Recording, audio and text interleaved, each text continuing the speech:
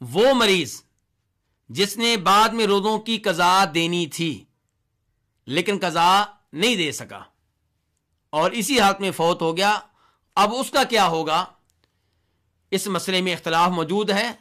واللہ عالم، مجھے یہ قول مناسب لگتا ہے کہ اس کے وارث اس کی طرف سے بعد میں روزہ رکھیں، کیونکہ اس کے ذمے فدیہ نہیں تھا، اس کے ذمے روزے تھے۔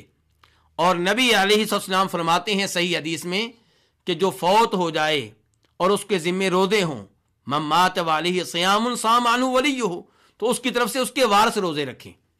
تو اگر کوئی ایسا آدمی فوت ہو گیا ہے جس کے ذمے روزوں کی قضا تھی اور روزے رکھنے کی وہ طاقت رکھتا تھا، نہیں رکھ سکا، تو اس کی طرف سے اس کے وارث روزہ رکھیں گے۔ اور جس کے ذمے فدیہ تھا لیکن فدیہ دیے بغیر فوت ہو گیا تو اس کے وارث اس کی طرف سے فدیہ ادا کر دیں۔